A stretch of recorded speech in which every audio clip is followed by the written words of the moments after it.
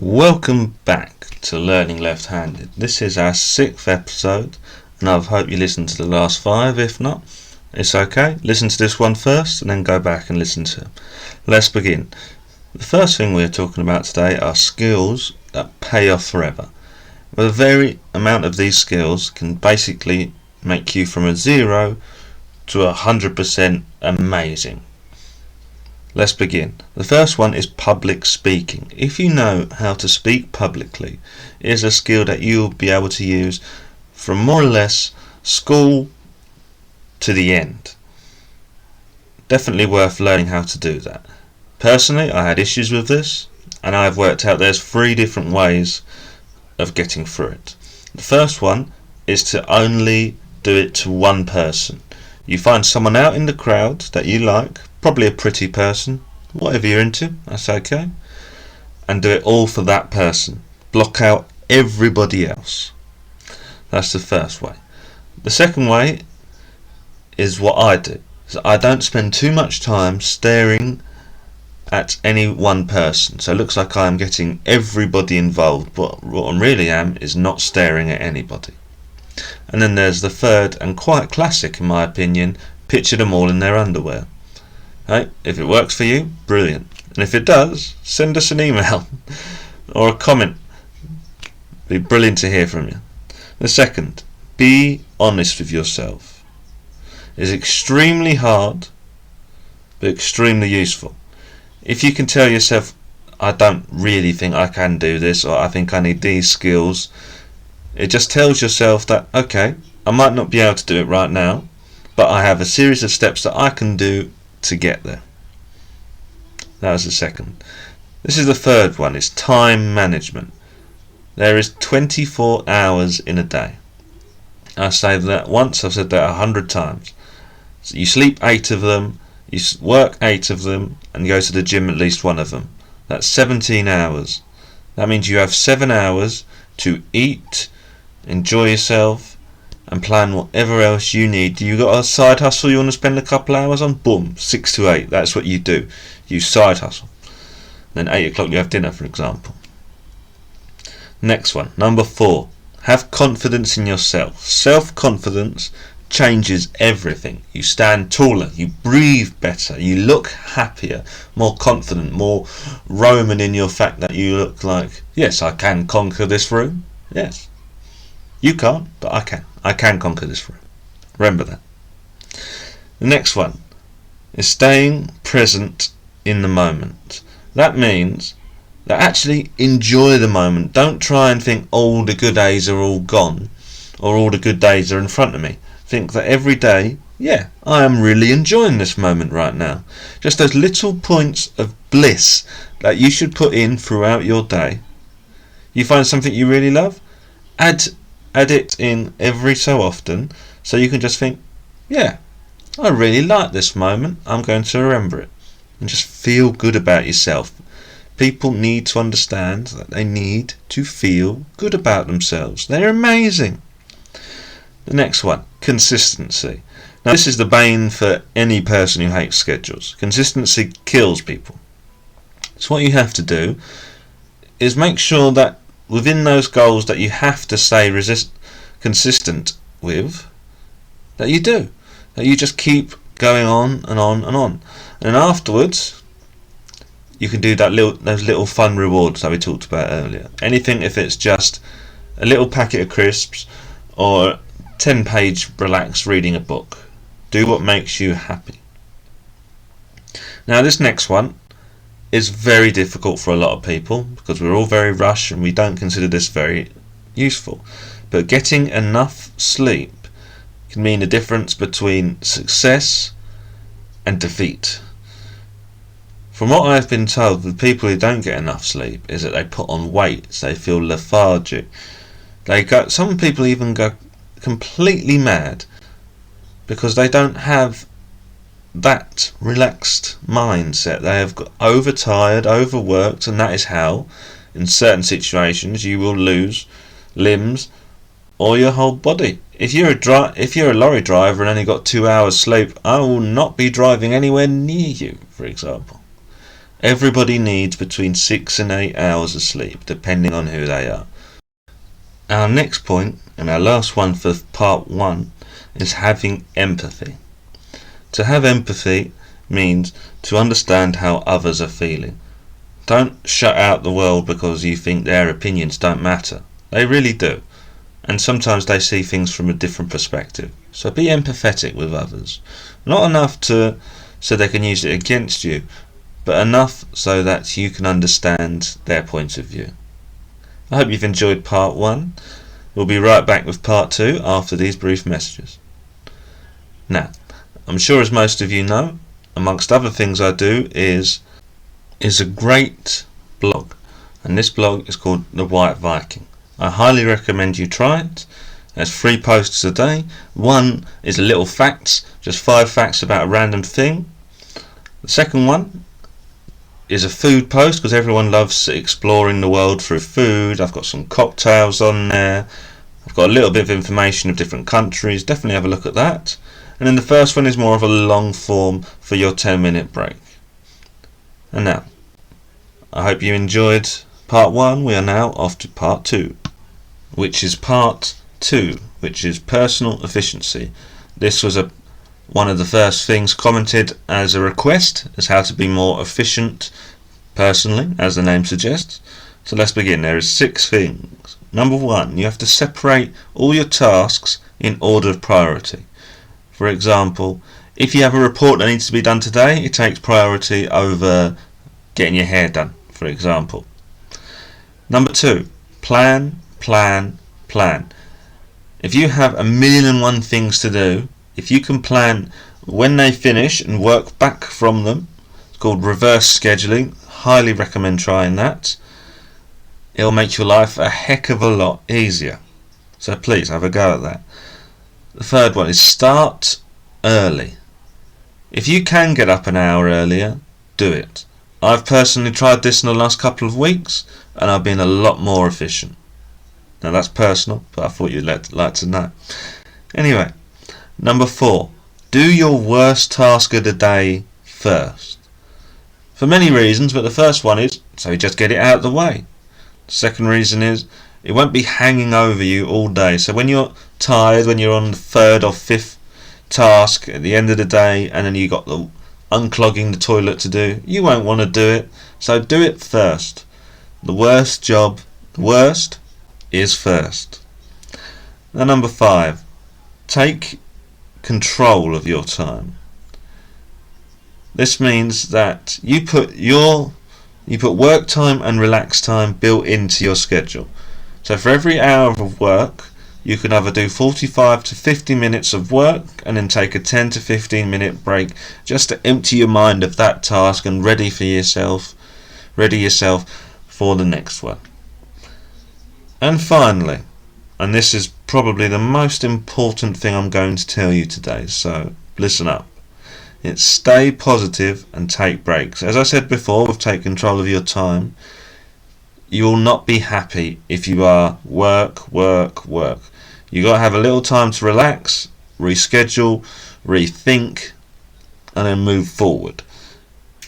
Just have enough time so your brain can relax before it has to start work again, because you are not working constantly. If you do, you will burn out and go for the snack food or go for the comforter and not go to the gym that day. So I highly recommend stay positive and take breaks. I hope you've enjoyed this week's episode, and I can't wait for you to see it next week. For the hard of hearing, which I don't know why you're listening to this, but if you know someone who's hard of hearing, tell them to go to a written version of this podcast called learningleft-handed.blogspot.com. And we are also now on YouTube under the great YouTube channel The White Viking. Please subscribe, like, and do all those amazing things on there too. I hope you all have an amazing week, and I'll see you next week. Hello and welcome back to Learning Left-Handed. This is episode 7, and I am so glad to say that we are getting more and more listeners each and every episode. Thank you so much for listening, and I hope you enjoyed today's episode, which is a 2-parter. The first one is causes of procrastination. Basically, everything that makes you feel lazy and want to sit on the sofa and scratch your stomach and do anything else but actually do what you need to do. And there's many causes of procrastination, and this is the first one: perfectionism. We as humans are not perfect. I know there's some people that are listening to this who think they are, but trust me, you're not. And by striving for perfectionism, you will never get anything done.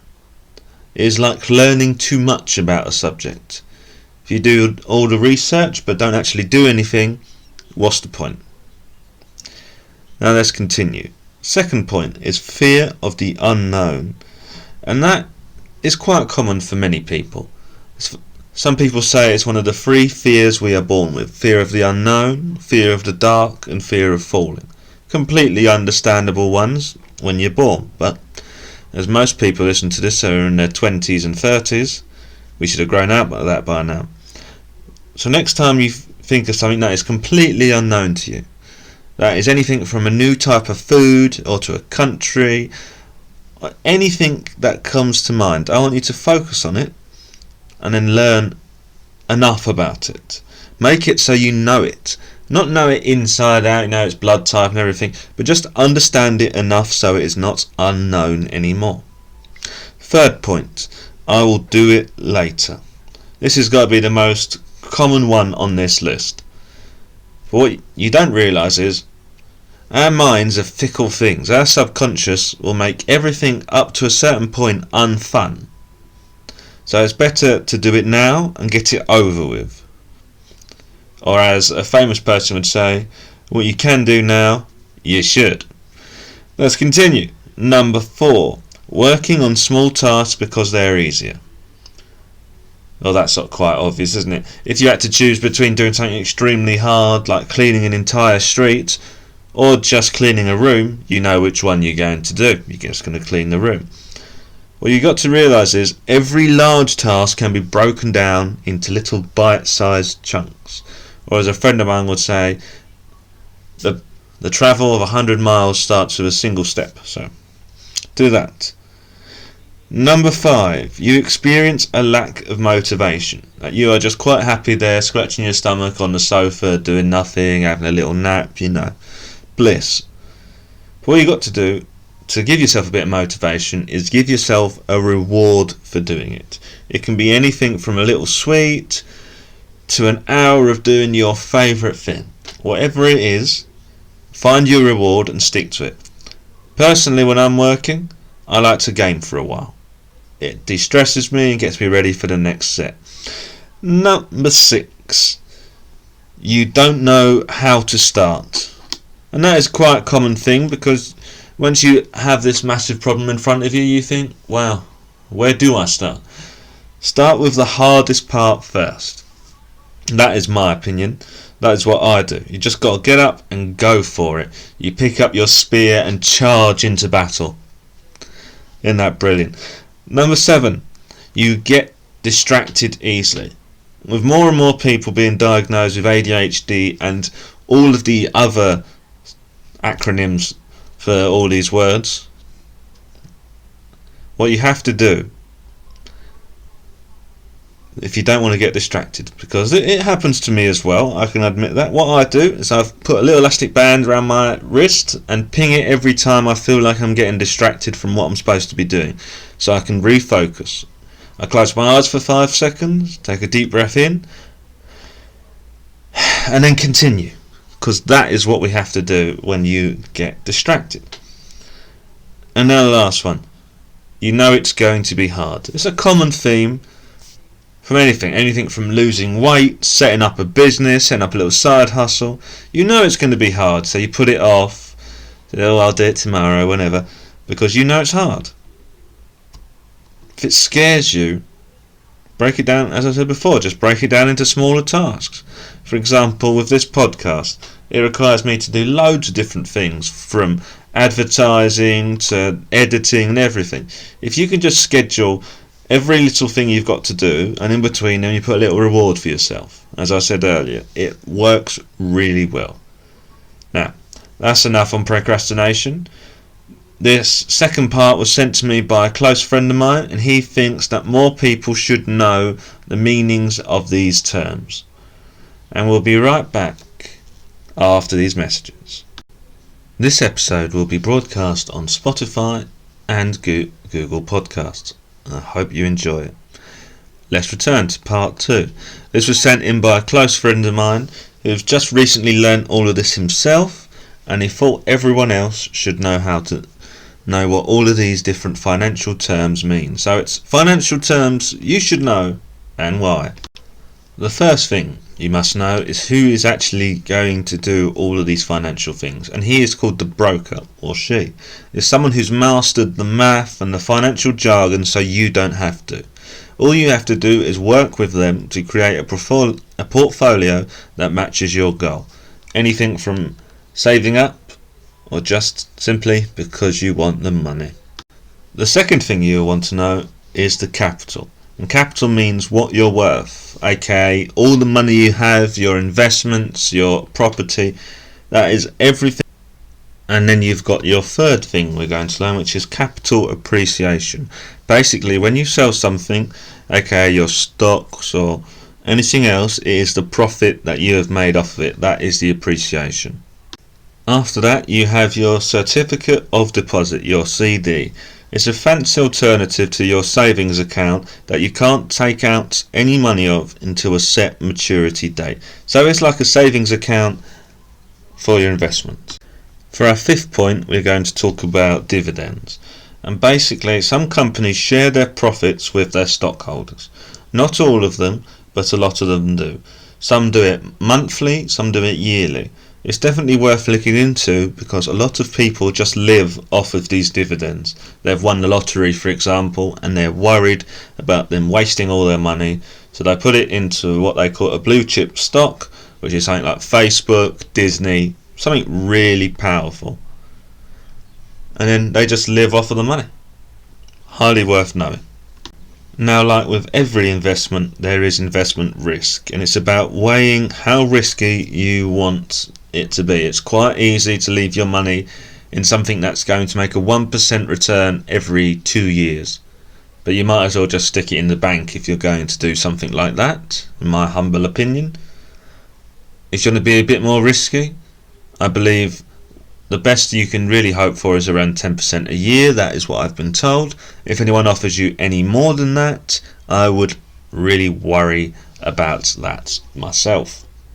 This next point has many different names depending on from which English-speaking country you are from, but most of them, to my knowledge, are called an IRA, an individual retirement account. Basically, you invest in your retirement and then you can live large once you retire. It's a brilliant idea. Number 8 is your maturity date. It isn't a time when that beautiful girl next door says that you're now mature enough to date her. That's something completely different, and good luck with that. It is the investment return date. It is the date when your money will get back to you, which will include all of your profit, hopefully. Number 9, a mutual fund. It's the splitting of an investment. So loads of different people have all invested at once. That is a mutual fund. And now we have our penultimate one, which are treasury bills, which is instead of investing in a company, you invest in a country. It's stock in your country.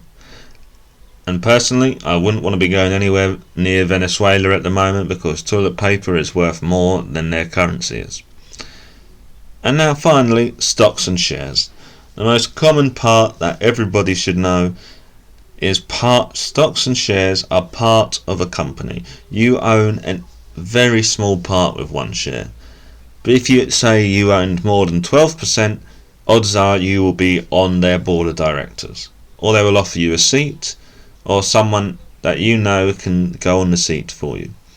I hope you've enjoyed this week's podcast. This is episode 7 of Learning Left-Handed, and I wish you all a very happy week. Goodbye. Hello ladies and gentlemen, this is Learning Left-Handed. Welcome back for our latest episode. We have 2 amazing things to talk about today. The first one is questions you should ask at the end of every job interview. These are just my personal things that I have figured work a little bit better, they get you a bit further, just by your force of personality. And because of the Great Resigning, this has been requested for 2 weeks now, so here it goes. We have 8 questions for you today. The first one is, what are the most important things you'd like me to accomplish in the first 3 months if I am hired for this position? Brilliant question. Simple, straight to the point. It gets them thinking and picturing you in the office. And that's what you need. You want them to picture you in the best way possible in the next cubicle on or working under them, or whatever the situation may be. Number 2, is there anything at all you would like me to clarify? As in, would you like me to re-answer something? Would you like to talk about something on my CV that you don't 100% understand? Very easy to do, and it puts them at ease, understanding that you are approachable and that you can take criticism and you can re-explain things in a different way. Very helpful. Number 3, how do you see my skills and experience fitting with the needs of your company? Basically, it's telling them, I am this puzzle piece. How well do you think I'm going to fit the hole that the puzzle piece will go in? Quite simple. They'll understand it. You'll understand it as well. Number 4, what are the prospects for growth in this job? Because you don't want to be there for 10 years doing the same job unless you truly love it. That is a different issue. We are talking about, will there be bonuses? Will there be job promotions? Will there be movement up to better things? That is what you hope. Anyway, next question. What do you most enjoy about working here? The first time I said this, the guy almost fell out of his chair, because no one has ever asked him this before, and I highly doubt anyone has since. But it really makes them think about their job, what they appreciate, what they love. They might say, oh, we have an office bowling team, or anything. Admittedly, by now, of those listeners, they know I really enjoy bowling, as goes by the further and past examples. Number 6, how is performance typically measured and reviewed? This one is very important because you would like to know, well, am I going to be talked about every Friday in the group meeting, or is it going to be a monthly thing? What type of things are they expecting me to be measured by? Are they expecting, I don't expect they will do attendance, for example, as long as you get here for the certain hours that you're here, because that's quite obvious. There's a lot of similarities between what you do in uni to your job, quite honestly. Are you getting your work done? Yes. Are you here on time? Brilliant, etc. Number 7, when do you expect to be making your decision? I put a little asterisk on this one when I was writing it, because for some people in jobs it feels like you are pushing them slightly by doing this, and it's okay to push them if they're the right personality type, but if they're not, it will act like, oh, how dare they tell me when I'm supposed to make this decision. You will not be getting the job. So use that one in moderation, or when you think it's going to suit you. And finally, number 8, may I follow up with you to find out your decision? With this, you give them your business card, contact details. Generally, it's better if you send them an email as well, but giving them a physical business card will help the more nostalgic people who still have business cards, which I am told is about half at the moment. The other half seem to have a QR code business card, which I highly recommend you looking at. Vistaprint is generally the best, but there is other ones available to you and near you. Thank you for listening to part 1. Now, today's sponsor, as always, is the White Viking, the world's best blog, if I say so myself. Go to the whiteviking.blogspot.com. We have recipes, we have facts, we have a long form post first every day, and as I said before, with the recipes that's second, and a little 5 facts for your morning break. That's what I've been told is the most looked at time. Anyway, I hope you've enjoyed part 1. After this, part 2. Welcome back to Learning Left-Handed. This is part 2. On this part, we'll be talking about the long-awaited TikTok tips. Basically, I have been scavenging through TikTok this week looking for the best tips for you. Let's start. We're going to start off with something I've been promising for a while now, a little creative side hustle. It's to make stickers that you can sell wherever you want. What most people do is they use Redbubble. So first things first, from Redbubble, that's where we're going to sell it. So first we've got to make the stickers. So you're going to go to photopea.com. That's photopea.com. You're going to go to new project. Then you're going to go to background transparent, size, create, and you're going to go for T for text. Choose a funny font. Choose what you want to say, something funny, like, I don't know, a bad joke, whatever you want to sell as a sticker. Then you export it as a PNG and then save it. It is that easy. Then go onto Redbubble and it will be all there for you. Okay, next one is this is going to be a little way that you can make money if you don't drive every day. It's called Turo. That is Turo, and basically you can rent your car or rent other people's cars for the day. Lots of people I've talked to about this have said it works well. Just make sure that you have a clean clause or a clean deposit or some equivalent of that, because if they bring it back wrecked or without enough petrol, it can be abused. But I highly recommend you working out with the person that you're going to do about a cleaning or petrol deposit, whatever works out easy for you guys. Next we have Fiverr. You can do and offer lots of different things on Fiverr, but what a lot of people seem to be wanting right now is audio file transcribers. So basically people will send you an audio and you have to write down what it says. Lots of lawyers do this because they have lots of work and it works out cheaper for them than hiring a transcriptionist full time. Welcome to the gig economy, everybody. So I highly recommend you have a look at that. Then we have GLG.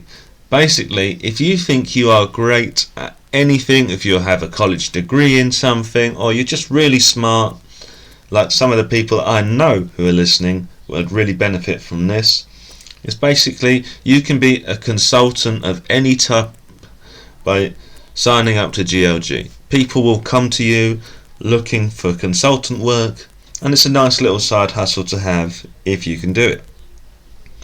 Now next, I've been told that a lot of students have been listening to this and that I haven't been catering a lot to their wishes and needs, so I have gone for this one. It is called Unitasker. It'll do simple little tasks for students, anywhere from taking photos or going to watch a video and reviewing it. Just little micro tasks that doing it a couple of hours a day will definitely be worth doing. Check it out, Unitasker, Unitaskr. Definitely worth having a check out for that one.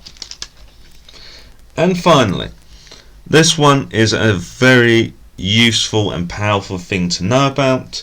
It's basically, in my opinion, everyone should do this. It's worth getting into. You make some money out of it. Some people make as much as $150 an hour. So around £120 an hour and around €130 an hour for our Spanish listeners. Good luck for you for trying to listen to English. I'm proud of you all. It's basically Google certified. You'll get certified in something by Google, and Google is the overlord at the moment. So go and get Google certified. You go to Google Skills Shop and you get certified. You do a course. Some take 5 hours, some takes 5 minutes, some take a week. You can go as fast as you want or as slow as you want, or you can just belt through it, a couple of them a day, and get certified in everything. All you have to do is completely free until you have to pay for the certificate, which can range from around £9 up to, I believe the highest one I saw was £97. Admittedly, it does stretch depending on which one you want to do and how much course time you've been doing, but it's highly worth doing, because once you do for that, you can go onto Fiverr or Upwork or any of the other versions of that and say, look, I am Google certified in this. You will pay me extra because of it. Some people say they make their money back on a certificate in the same day. Definitely worth having a look at. Well, that's all I have time for this week. I hope you have sunny skies wherever you're listening to this from. And as always, thank you for learning left-handed. Hello and welcome to Learning Left-handed. This is episode 9 of season 1. I wanted to thank you all for listening so far. I wouldn't have thought 8 weeks ago that we would have got here getting more and more views each and every week. I hope you're enjoying it as much as I am making it for you. A big shout out to the big 3 countries where I'm getting the most amount of views. That is England first, followed by Spain, and then America. So thank you very much. And when I say America, I mean the United States of America, because I know how some of you are not happy when I say that. Okay, let's begin. Episode 9. Part 1 is how to start a sales pitch. And there's going to be a 5-step way that is absolutely foolproof. When I say foolproof, I mean that anyone can do this. So try and use it when you actually have this issue, because according to my comments and emails I've been getting, some of you have. Let's begin with number 1. You need to have a defined introduction. Have a short, crisp and descriptive intro that describes your business with your products and or services. So I want you to picture it. I don't know if many of you watch this, but this is a show called Dragon's Den where there is 5 people, 5 millionaires who want to buy a little bit of a company, and the people come and explain why they want the money, what they're going to do with it, who they are, etc. I believe it's called Shark Tank in other places. It's generally a pretty global thing from what I've been told. So when you see on there, for those who haven't watched the show, people go on there, as I said, and they'll say, I want to give you 5% of my business for 100 grand. Then they say, okay, we are a nappy company, we are making eco-washable nappies. That is short, crisp, that says what you do. You've got to say the name as well. We are Nappy Co. We do eco nappies for everyone. That's perfect. That's short, sweet, tells you exactly what you're expecting. You're not expecting to buy ice cream off of us, no, you are buying nappies. Then the second one, you have meaningful conversation. Have one-on-one with prospective clients that help you convert them into customers. Basically, that after you've done your introduction, you'll have little conversations with different people, one-on-one, saying what you do. So that after they've come into your shop, you're saying, first person comes up saying, I want 20 packets of nappies, and then you have a little conversation with them saying, maybe we can give you a group discount because you're buying so many, would you like to use our loyalty card, our credit card, etc. There is lots of things. Then there is a third point. With this third point is that you've got to identify the pain points. And in this case, since we are nappy and eco-wash, that means that we are a bit more expensive than the disposable stuff that most people use. That is your pain point. Your price is your pain point. It could be also where your shop is located, because if you're located only in a little downtown area, not in a big city, you're not going to get as many people. It's swings and roundabouts, because there's lots of different ones that you can have, from quality, if it's very cheap, to price, as I said before, location, and many other different places. You could have access issues for the disabled. There is lots of pain points. You've got to identify them before other people do, and cut any doubt off before it forms. Okay, number 4, stick to your promise. Make sure to fulfill your presence to the audience, and don't overpromise. So basically, when we're selling these nappies, we're not going to say that within each one it has £1,000,000 or it can solve the world hunger or anything like that. Just stick to your promise that you can fulfill what you're doing. You are fulfilling the promise of an eco nappy that is highly washable, recyclable. It's perfect. Okay, that is what you are selling. You're not selling the moon. You are selling nappies. Number 5. Proof and backup plan. Have proof and a backup plan to reflect the achievements in the past, including testimonials by your customers. First things first, a testimonial is basically a review from your customer. That is generally saying, oh, I love this product, I use it on little Jimmy, Jimmy doesn't get any rashes anymore, Jimmy's very happy with them, and we all know Jimmy's the baby in this case. Or it could be other people that require nappies. I'm not prejudiced against anybody like that. Let's continue. You'll have a backup plan. This is generally a lot harder to do, and in this case with the nappies, you'll have to have some sort of return policy, providing they're not used or soiled or whatever the correct term is for that. But yeah, those are the 5 points. Have a defined introduction, a meaningful conversation, identify the pain points, stick to the promise, and have a proof and backup plan. Once you've done each and every one of these 5 different points, you will be able to do any sales pitch, sell anything to anyone. I hope you've enjoyed part 1. We're going now to part 2. And now, on to part 2. I hope in the break you have got a nice cup of tea, coffee, or if you're out walking, I hope you spot some amazing nature out there today. Anyway, let us begin. With part 2, today we are talking about part 1 in a mini-series we're doing called Powerful Networking Secrets. These are little secrets to help you network more, get more business, or simply just meet new people. We are humans after all, we are pack creatures, we can't be alone, we must find new people to talk to, or just more people to talk to. Anyway, let's begin. To go from 0 to influential, you've got to focus on developing your personal relationships for life by using, amongst other things, jibber jabber. You don't really care about their kids, that's fine, you don't care about the weather. Just a little bit of small talk, just to reel them in. Think of it like bait on a hook. Exactly. You know, when you go fishing. Second, you have to nourish your network. You've got to share info on contacts' interests. So, for example, say you know a philatelist, and that is a person who collects stamps and loves stamps.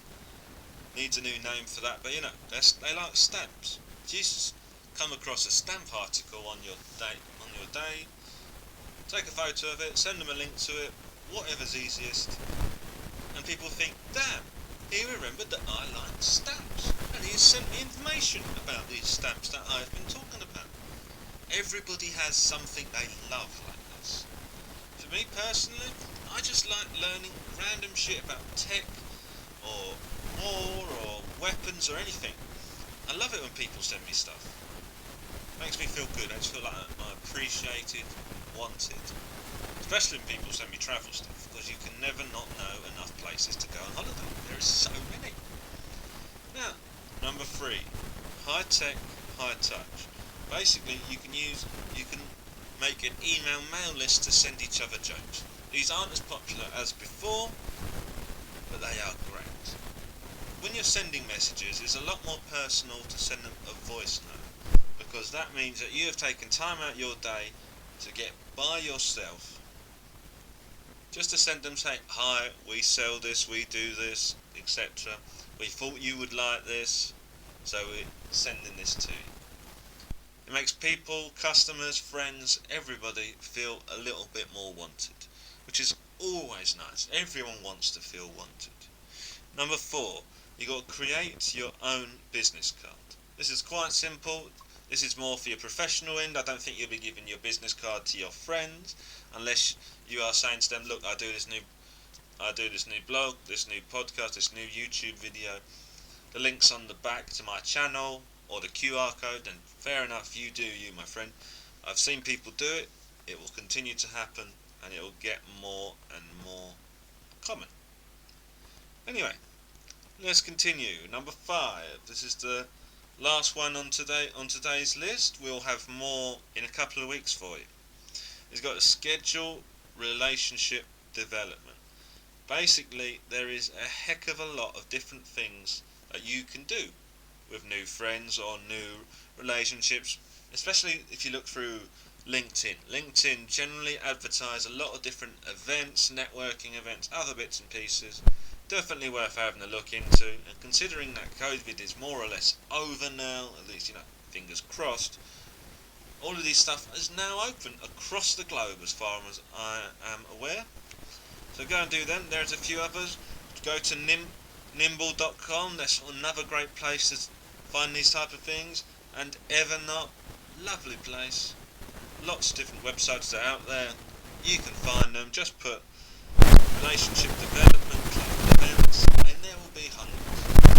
Anyway, I hope you've really enjoyed today's podcast. I've really enjoyed making it. It's a lovely sunny day. I hope it's sunny wherever you are, and I hope you have a fabulous week. And as always, thank you.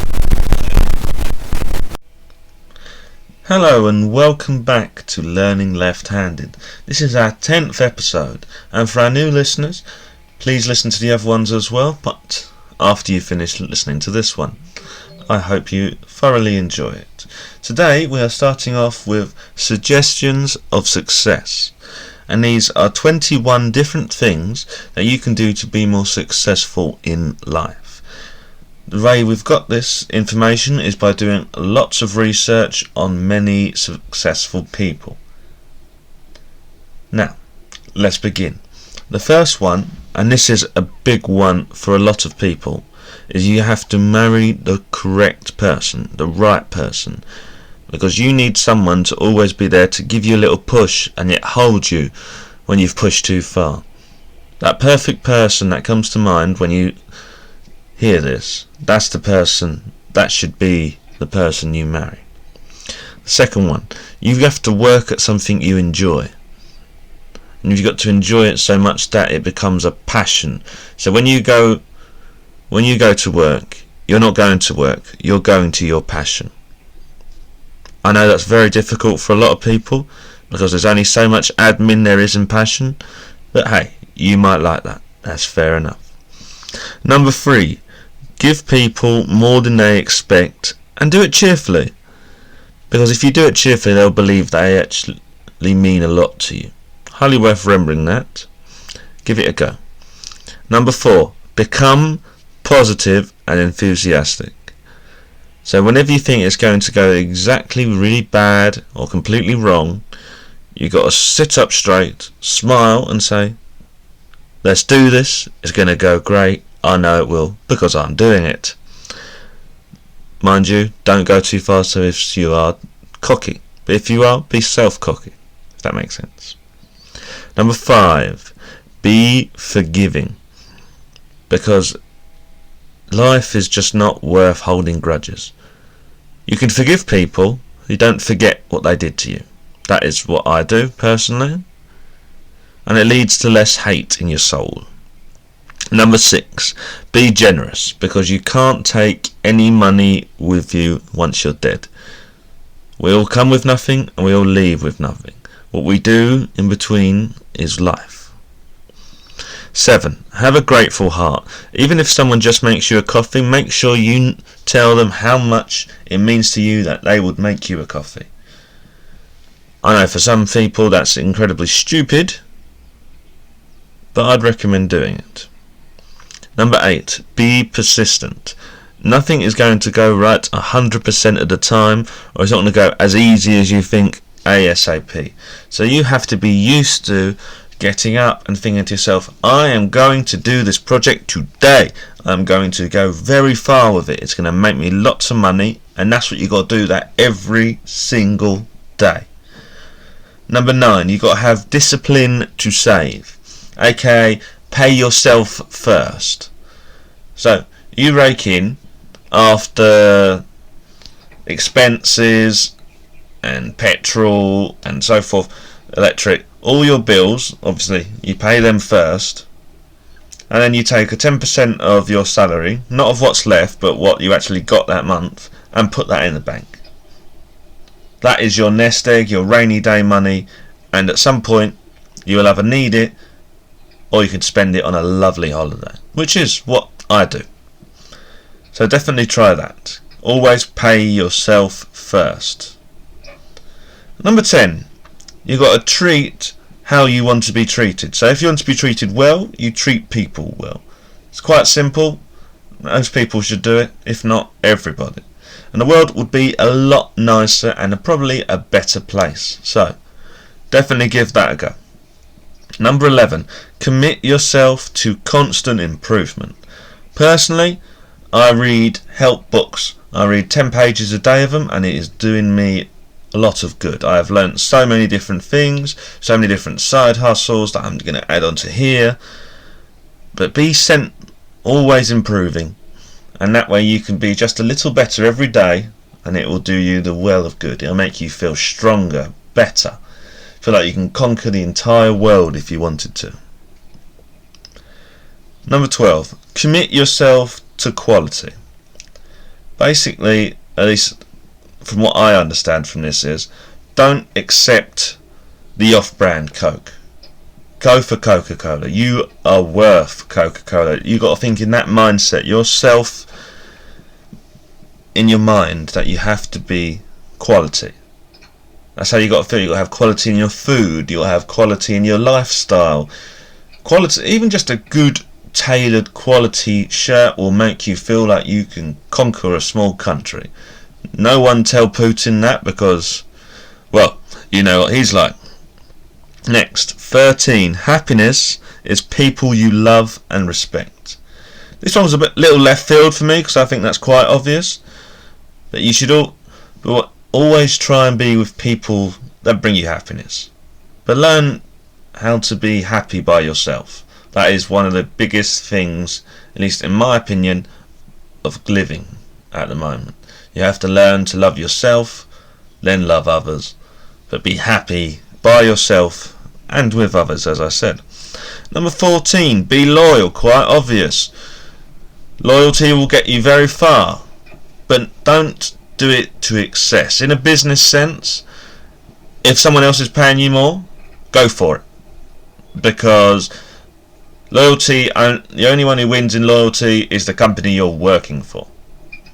And quite honestly, people deserve more money. So go for the more money job, or the better hours, or even just a better boss. Just make sure you're not being taken for granted. 16. Be a self-starter. This basically means you've got to have the get up and go every single day. You don't need to be pestered by other people or the weather or whatever. You just think up, you wake up, bing, oh, got to go and do a workout. After you finish your workout, you have a rest, you have a drink. Boom, after that, breakfast. Got to make myself a healthy breakfast. Got to have plenty of water. You have got to be pushing yourself, because in life, nobody will. Your parents had their shot when you were in your teens. You've got to push forward. Go faster, stronger, better. Be a self-starter. 17. Be decisive. At certain points in your life, you've got to say to yourself, yep, I have to do this now. This is the choice I'm going to make. I don't care if people like it or not, but this is what I have to do. Number 18. This is a mixture of 17 and 18, because they both are very inclusive with each other, in my opinion. And 18 is stop blaming others. You got to realise that a lot of the world's mistakes that are towards you are because of you. If people aren't smiling at you in the subway, that means you probably got bitch don't talk to me face on, because a lot of people do, especially on the tube. So if you're listening to this on the tube, smile at someone. Who knows who you'll meet. Anyway, number 19, be bold and courageous. So, after you finish smiling at someone on the tube, say hello to them. And I bet you whatever money you want, they will not be prepared for that. Give that a go. Number 20, take care of those you love, because they will try their best to take care of you. Highly recommend doing that, because that is how love should be. Is you take care of each other. You push each other a little further up. Put them on a little pedestal and say, look what that person can do. I love that person. It's amazing. And last one, and this was more for comedic effect more than anything else, thank you Mr. Writer, is don't do anything that you wouldn't make your mum proud. I consider that sort of up to a limit situation. Anyway, I hope you've enjoyed part 1. We will have part 2 right now. This is part 2, and on today's part we are doing more little trips, ticks and side hustles from TikTok. We have 8 for you today. Let's begin. The first one is fmovies.to. This is a place for unlimited movies on the net. I shouldn't be telling you this, but go and find it. It's worth having a look.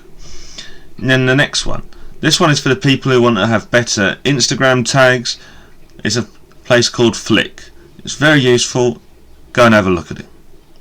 This next one.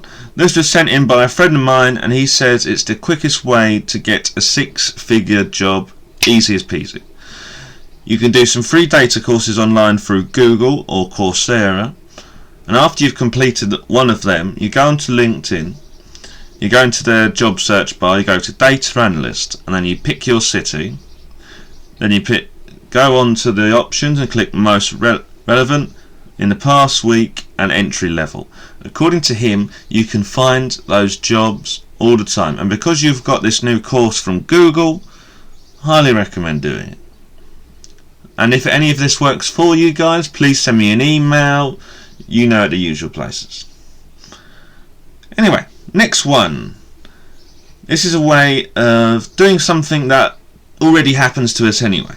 A lot of people get their data taken just because their phones are constantly listening. If you have the microphone enabled, you are going to get targeted ads left, right and centre, let alone when you actually search for something on Google and then you're stuck with that advert forever. Anyway, this place is called mytiki.com. That's mytiki.com, and you can sell your data on there. Highly recommend trying it out because people are doing it already. At least make some money from it. Worth doing. This one goes out for all my student readers, who are people who can't afford to pay 70 quid for a textbook. We are living in 70 quid textbook times.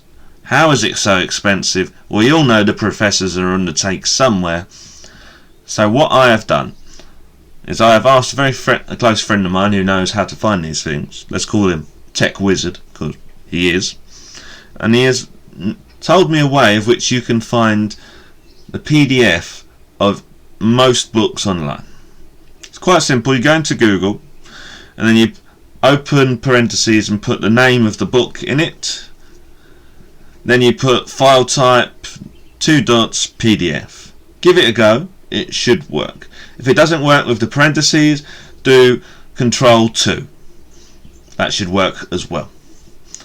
Anyway, next we have 2 more for you. This one is how to build a community on Instagram, which a lot of people have been requesting. Lewis, come and tell us how to do it. We've wanted to grow more on Instagram. So this one is for you. You know who I'm talking about. This is how to build a community. It's a little hack for Instagram. So what you're going to do is you're going to go to the Starbucks app and you're going to purchase a gift card. You're going to screenshot the barcode, put a nice background on it using Canva, and then post that image as a swipe to Instagram post. So in the front you're going to have something nice like, would you like a free coffee? Would you like to give someone a free coffee? Type of thing on the first bit. You swipe it onto the second, and then you're going to have the barcode. You'll give it 24 hours on there so that other people can give it, but not buy it and completely empty the card by the time you're finished. Encourage people to add to the gift card, and then you get a happier community because everyone's helped each other a little bit. Get a coffee. Highly recommend trying that. And then finally, this is another hack that a friend of mine has asked for. It's about how to make money by being an editor online. It is quite simple. First, what you're going to do is you're going to download DaVinci Resolve. According to experts, it is one of the easiest yet best apps for editing videos. Then you're going to go onto YouTube, and then you're going to find all the tutorials you can. Read like the first entire page, watch all the videos on the first page, and then you should be able to do it well enough that you can go onto Upwork, and where you will find work of this vein there. If you already know how to edit it or you know the best edit, or you think another program is brilliant, please tell us and we will add it to the list next time. Thank you very much for listening. This has been Learning Left-Handed.